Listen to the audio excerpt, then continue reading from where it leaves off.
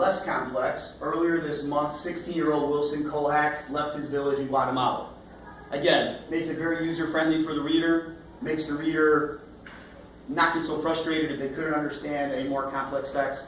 And this is a great site to use in the classroom. As far as, again, remember we're talking about previewing text. Great way to get people involved before we go read an article like this article, which appeared in yesterday's news. So moving on, we're going to talk a little bit about classroom interventions, things you can do with students if they have a motivation issue or a vocabulary issue, a fluency issue, to get them involved. Because maybe you're able to figure out what the problem is and you can help work with the student to solve that problem. Rather than read through all these different interventions, I will definitely make a copy for you and give this to you before you leave. So, in fact, I have copies already, so I'm one step ahead. And we'll give that to you before we leave. Very good.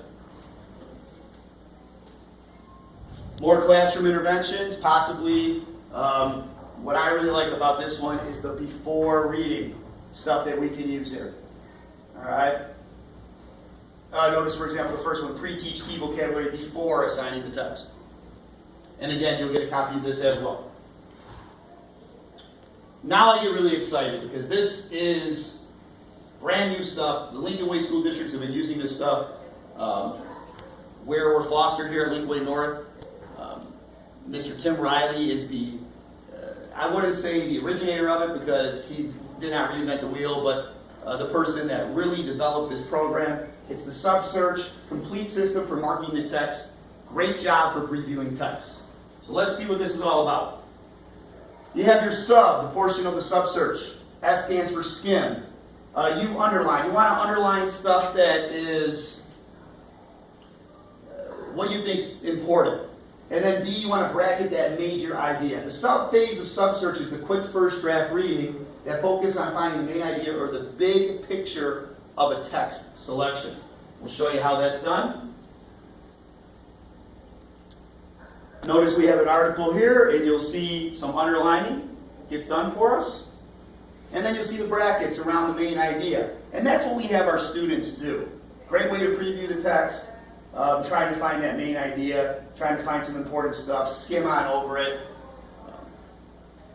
Excellent technique for previewing text. The C, this is where kids start to really have a good time with this portion of the SubSearch. It stands for symbols, enumeration, and abbreviations. All right? These are three distinct ways to mark a text, cause the reader to interact with the ideas and details of the reading. And the symbols can be their own symbols. Here's some examples. You have a smiley face. Oh, an idea I agree with. Or a heart. People love using hearts. I love this idea. You have this little thunder or lightning bolt. Wow, this is a big idea. Or maybe a turnaround idea. Those are some examples of the symbols. E stands for enumeration. This is good for lists. For example, when I see things that are grouped together, I can number them.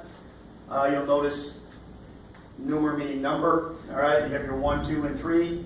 North won the Civil War for 3 main reasons. First reason was better supplies. Second, more economic power. The third one was the higher population in the northern states. And then the A portion, the abbreviation, this is where, and we know our kids are so savvy with their text messaging and they use this stuff on their Facebook and in their daily communication with each other. OT, off topic, PU, yeah, that idea stinks. FYI, for your information. Maybe EOD, end of discussion, or TMI, too much information. And then they can take it to the next level with some of their text messaging techniques with some symbol stuff. This one I love the most. I'm shocked by this idea. Notice a little dot dot, I don't know, which is pretty cool. So, good way to get the students involved.